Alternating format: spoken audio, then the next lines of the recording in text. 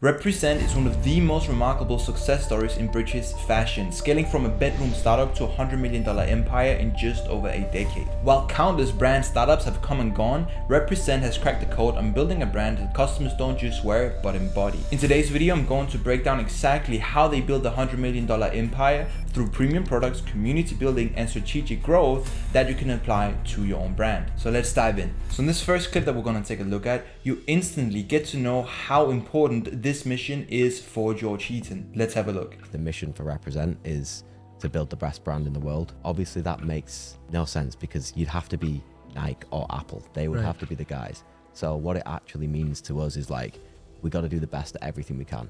Like I talked to you about product, I talked to you about the team, I talked to you about the gym, the environment, all of that stuff. Like I've got to do it the best that I can.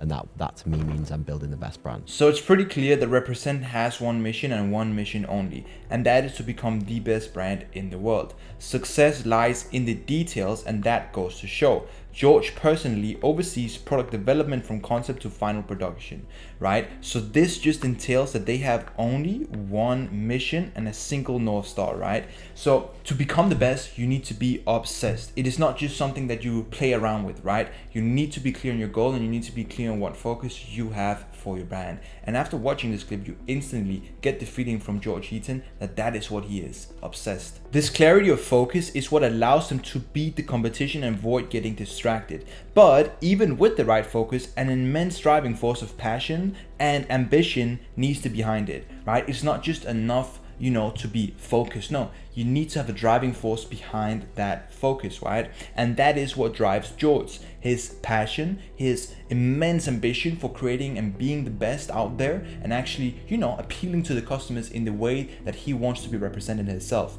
Hence why the brand is called Represent. It's all about how he represents himself and how you want to be represented and how you represent yourself towards the world. A good example of this driving force that George Heaton has, and that actually represents that driving force, is that he optimizes for quality over profit, right? You'll not see many brands do this. Most brands actually just, they obviously will want to go for profit over quality, or at least they will just have the minimal amount of quality that they can have so that it goes by, and then the max amount of profit, right? But vice versa, George Heaton actually kind of does the opposite.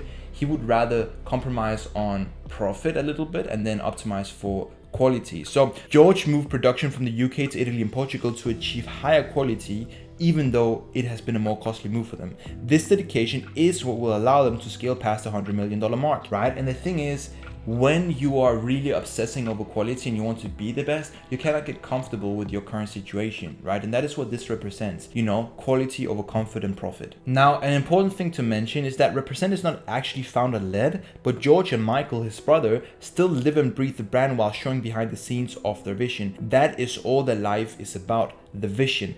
It's grown way beyond them, but this is their craft. And entrepreneurs and people that really dig the brand will know how nearly every post on George's Instagram will be related to either Represent itself or the lifestyle behind it, right? As we've talked about before, this builds personal and emotional connections with the audience, right? But the thing is, it's not fully founder-led, but you get to see the behind the scenes if you're really into the brand, right? So it's for the minority and not for the majority. This is how they feed their loyal customers and how they stay in touch with them and how they speak to them, right? This is a screenshot from their for the YouTube channel, where you see a week in LA with the Represent brothers, right? 33,000 views 2 weeks ago when I took this screenshot. This just goes to show that they have nearly 1 million people like on the Instagram following, nearly 1 million followers, and 35,000 people are watching this YouTube video, right? That means around, that's a pretty solid percentage, but still a small percentage compared to the 1 million followers that watch these videos, right? It's for the followers that really engage with the brand and who has a strong emotional connection towards it. And that is the aspect that they use the personal and founder-led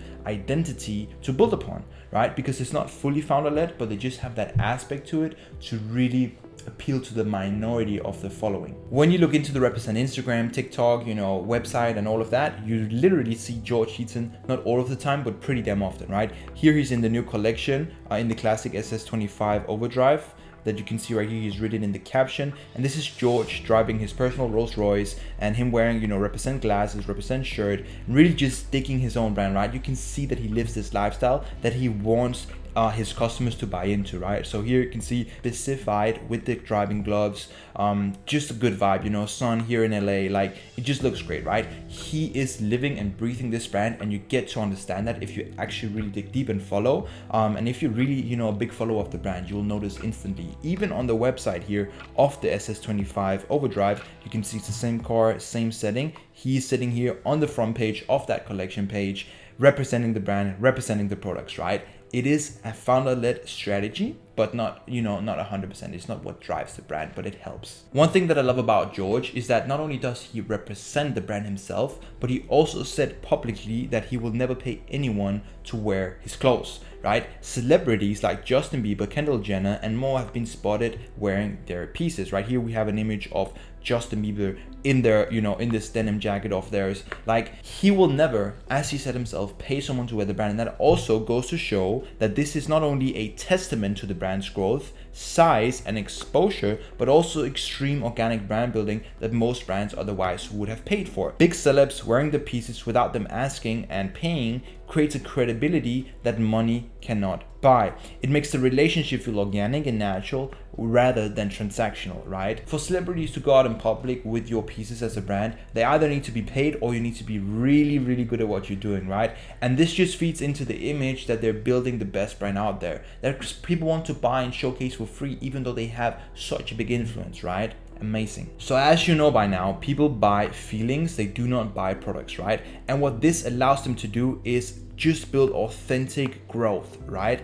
It is not transactional. It is authentic. It is something that people relate to, see that, you know, their favorite influencers, celebrities, etc. are wearing, and therefore they will buy into that as well, right? So it's just a great way of getting this organic brand built, and it also is a great way to represent that your products are actually really, really good. So alongside doing this with the celebrities, they have made quite a smart move, I would say. They essentially have three different audiences, right? They have the audience that kind of just buys the basics, you know, they go to the website, they buy the nice t-shirts because it's high quality products, the, you know, the track pants, etc., etc. That's the first segment. Then they have the die-hard fitness community, which follows them more for the fitness journey and for the, you know, fitness clothing, etc., etc., and for the, you know, die-hard lifestyle around that fitness side of the brand. And then the fashion enthusiasts. So these are just the people who really appreciate high quality products, cool fashion, great streetwear, and nice lifestyle tied towards the brand.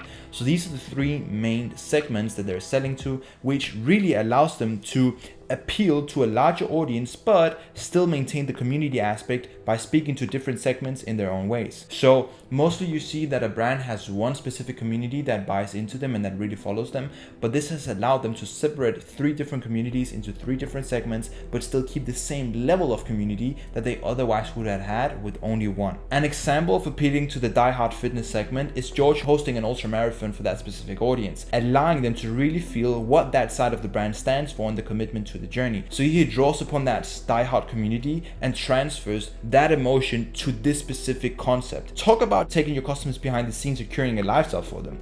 They went on a hard mission together with the very creators of the brand that they buy from. What a way to build a cult following. So this is just a crazy way of really building a community towards that segment, right? For example, the fashion enthusiast segment would never go on this mission with them, but the die-hard fitness community definitely would. And that is how he ties this audience to his brands in these different ways. So here's a quick clip from the Instagram where you can see got 52,000 views 1 month ago on a mission, 500k ultra marathon from LA to LV. So the speed project, right? So just a crazy concept. I love it. I love to see it. It's just such a great way of talking and building with your customers. So this just goes to show that it's beyond product. It's about quality of clothing, life, and commitment to what you want. It is about dedicating yourself to something 110% while crafting something unique, right? It's not just about the product, right? It's about really cultivating a cult following, a unique brand, and something that is of quality. And they do this very well by still maintaining exclusivity. One concept that they have implemented is the vault. A lot of pieces are available year-round on the website, but exclusive drops remains in the vault and opens just once a year. This works well due to the scarcity factor, as we've talked about before. The audience will automatically value these drops/pieces more because of the limited access. It creates hype, urgency, and community.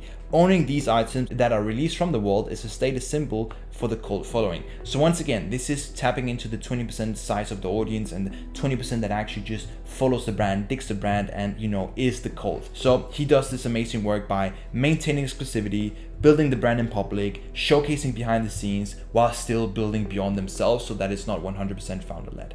Absolutely fantastic. By implementing the strategies that I've just broken down, Represent has achieved phenomenal results, from 0 to $100 million business in just over a decade. They've opened flagship stores in Manchester and Los Angeles, launched successful collaborations with major artists, built a cult-like community of loyal customers, and dominated both the direct-to-consumer and wholesale channels worldwide, all while remaining true to their vision. Thank you for watching, and if you found value in this breakdown of Represent's growth strategies and you want my help to take your brand to the next level, click the first link down below in the description to apply to work with me one-on-one. See you in the next one.